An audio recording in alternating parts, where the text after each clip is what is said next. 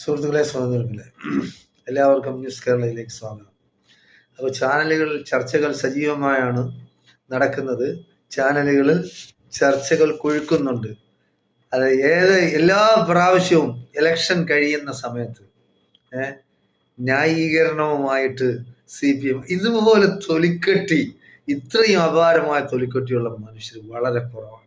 അത് പറയുന്നത് പച്ചയായിട്ട് പറയും, ഇവർക്കൊന്നും ഒരു ലജ്ജയില്ലല്ലോ എന്നാണ്. ചിലർ വന്നിരുന്ന വലിയ നേതാക്കന്മാരാണ് പറയുന്നത്. എന്താണ്?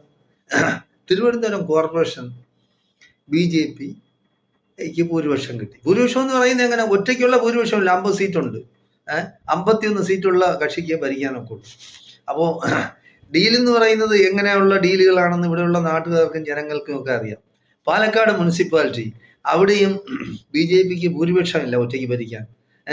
അപ്പോൾ അവിടുത്തെ ഭരണകക്ഷിയായിരുന്നു BJP. അവിടെ എന്തുകൊണ്ട് പരാജയപ്പെട്ടു? ആരുടെ കഴിവ് കൊണ്ടാണ് അവിടെ BJP പരാജയപ്പെടാൻ കാരണം? അതുപോലെ തിരുവനന്തപുരത്ത് ആരുടെ കഴിവ് കൊണ്ടാണ് BJP അധികാരത്തിൽ വരാൻ പോകുന്നത്? അതാണ് നമ്മൾ മനസ്സിലാക്കാനുള്ളത്. എന്നിട്ട് ന്യായീകരിക്കുകയാണ് വന്നിരുന്നത്.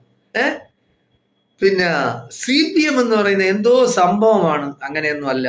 അതായത് നേതാക്കന്മാരും ഈ ചാനല് അവതരിപ്പിക്കുന്ന CPM അനുഭാവികളും കുറച്ചെല്ലാം സത്യസന്ധമായിട്ട് അഭിപ്രായം പറയണം. ജനങ്ങൾ ഇത് കാണാനില്ലേ?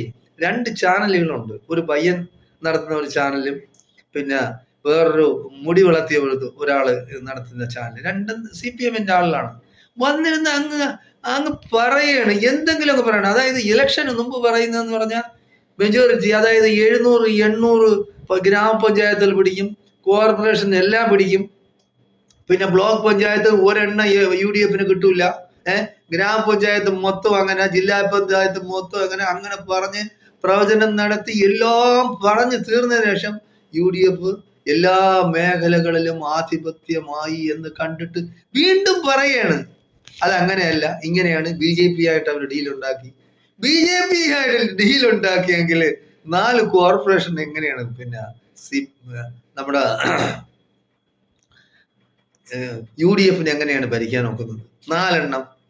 ഒരെണ്ണം തന്നെ കിട്ടിയത് എങ്ങനെയാണ്? തിരുവനന്തപുരത്ത് കിട്ടിയത് എന്തുകൊണ്ടാണ്?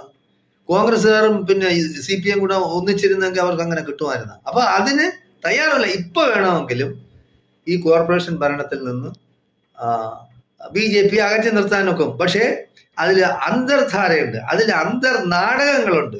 അതുകൊണ്ടാണ് ഗോവിന്ദൻ ഇപ്പൊ പറഞ്ഞത്, സ്റ്റേറ്റ് സെക്രട്ടറി പറഞ്ഞത്, അങ്ങനെ ഒരു പരിപാടിയില്ല. അങ്ങനെ അതേസമയം